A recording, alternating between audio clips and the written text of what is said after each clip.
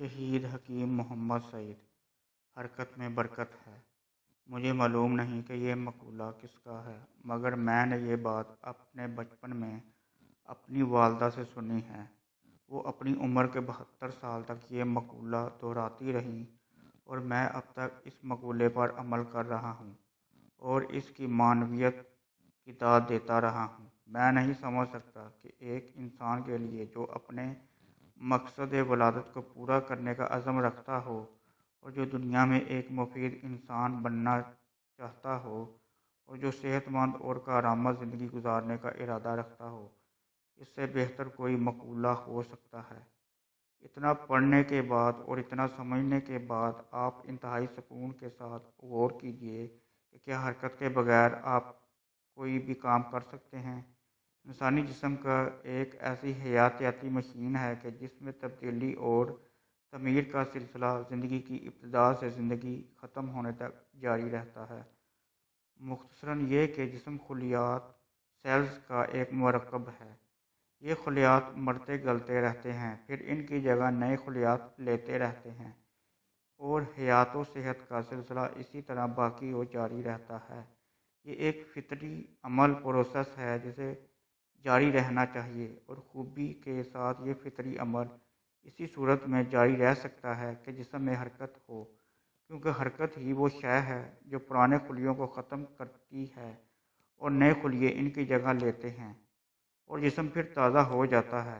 اگر حرکت نہ ہو اور انسان سستی کا پلندہ ہو کر پڑا رہے تو فطری عمل سست ہو جائے گا اور صحت و تازگی نہیں آئے گی، بڑھاپا آئے گا۔ ایک موٹر کار کا مثال بنانا چاہیے۔ اس میں انسان جیسے کل پرزے موجود ہیں۔ اس موٹر کی غذا پٹرول یا ڈیزل ہے۔ موٹر کو یہ غذا ملتی ہے تو وہ چلتی ہے۔ یہ غذا نہ دیجیے، موٹر چلنی بند ہو جائے گی۔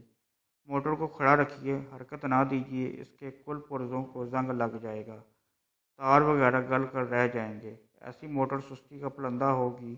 اب سستی کے اس پلندے کے پیٹ یعنی ٹینک میں پٹرول یا ڈیزل ڈالے جائیں گے تو اس کا انجام آپ خوب جانتے ہیں کہ کیا ہو سکتا ہے۔ ذرا غور کیجئے کہ ایک انسان سستی کا پلندہ بنا بیٹھا ہے اور کھائے چلے جا رہا ہے تو اس کا انجام ایک دن آخر کیا ہوگا؟ بھلا یہ بھی کوئی زندگی ہے؟ زندگی تو بس یہ ہے کہ انسان متحرک ہو، ہر شعبہ زندگی میں ایک روح رواں ہو اور ہر فعل و عمل میں شعلہ جواں ہو اور میں تابہ ہو۔ اچھا انسان وہی ہے کہ جو حرکت میں رہے اور حیات کی ساری برکت حاصل کر لے۔ برکت حرکت کرنے والے کی ملکیت ہے۔ اپنی ہر صبح کا آغاز حرکت سے کیجیے۔ ورزش کیجیے۔ ٹہلنا، دوڑ لگانا، تیرنا، گھڑ سواری، کھیلنا وغیرہ سب ورزش ہے۔ حیات و صحت کے لیے ورزش ضروری ہے۔ آج کی مصروف زندگی نے انسان کو اس قدر مشکل میں مبتلا کر دیا ہے کہ وہ اپنی حیات و صحت سے بھی غافل ہو گیا ہے۔ غفلت کی یہ بڑی عجیب قسم ہے، مگر یہ غفلت بڑی خطرناک ہے۔ ہمیں جاگنا چاہیے، حرکت میں آنا چاہیے۔ بے شک حیات و صحت پر آپ کا حق ہے، مگر ایک پہلو اور بھی ہے جس پر آپ کو غور کرنا چاہیے، اور وہ یہ ہے کہ آپ کی صحت آپ کے ملک کے لیے بھی ضروری ہے۔ قوم و ملت کا ہر فرد اگر تندرست و توانا اور متحرک ہے تو اس کا واضح مطلب یہی ہو سکتا ہے کہ پاکستان توانا و تندرست ہے۔ اس کے معنی یہ ہوئے کہ صحت مند رہنا ایک حق بھی ہے اور آپ کا فرض بھی ہے۔ اس طرح نصب العین صحت ملی ٹھہرا۔ میری رائے میں اس سے زیادہ اچھا نصب العین دوسرا کوئی نہیں ہو سکتا۔ حرکت میں برکت ہے۔